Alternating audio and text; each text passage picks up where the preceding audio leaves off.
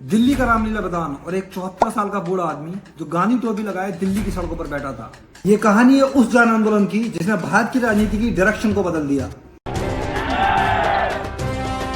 भारत माता की!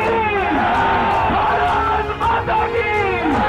2010 और 2011 का दौर, देश में बड़े बड़े करप्शन के आरोप यूपीए सरकार के खिलाफ लगे। Want to see a change in the country. We all are against one thing, that is corruption. Corruption is a very big issue in our country. Not in support of corruption. Anti-corruption. Anti-corruption. Stop this corruption. 2G spectrum scam, आइए जानते हैं ये क्या घोटाला था। To be the CBI's charge sheet that it's filed in the 2G telecom license scam. The 127-page minister comes under attack in the 2G scam. Is he guilty of omission and inaction?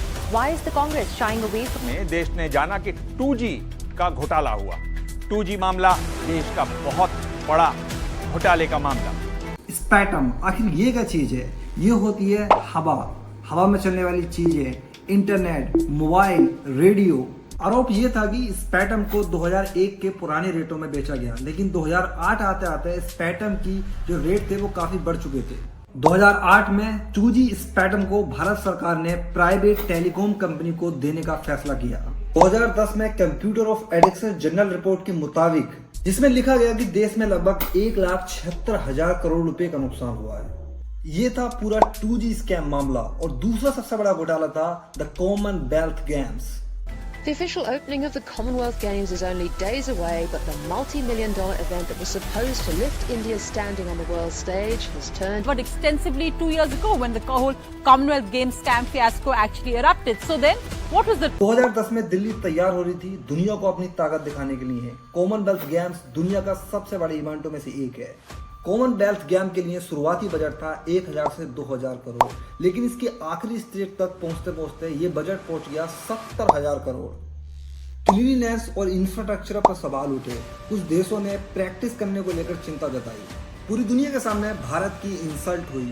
Game शुरू होने से पहले कुछ athletes की पिक्चरें, कुछ village की पिक्चरें वायरल हुई। Actually a very serious issue. I mean, the Commonwealth Games was actually meant to be a moment of national pride. It was meant to elevate India. India was... इन सारी एक्टिविटियों के बाद देश में लोगों का गुस्सा सरकार के खिलाफ बढ़ता जा रहा था और यूथ पहली बार सिस्टम को चैलेंज करने के लिए तैयार था।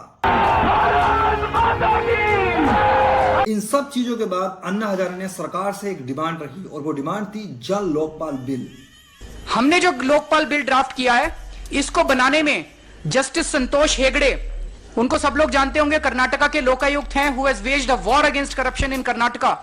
एक ऐसा कानून जो अधिकारियों पर और नेताओं पर सख्ती से एक्शन ले सके, लेकिन सरकार इस मुद्दे पर बातचीत करने के लिए तैयार नहीं थी। अब गवर्नमेंट पे प्रेशर बढ़ता जा रहा था। अगस्त 2011 में अन्ना हजारे को गिरफ्तार किया गया, लेकिन इस गिरफ्तारी ने आग में घी डालने का काम किया। अब पूरा देश अन्ना हजारे के लिए प्रोटेस्ट में उतर गया था। दिल्ली का रामलीला मैदान अब लोगों से भर चुका था।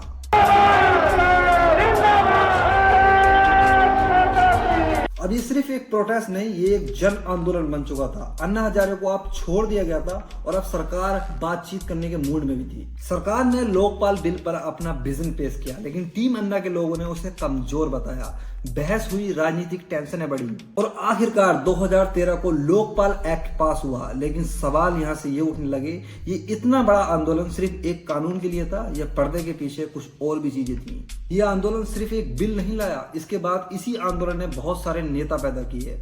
अन्ना हजारे के बेहद करीबियों में से अरविंद केजरीवाल ने आगे चलकर अपनी एक पॉलिटिकल पार्टी बनाई।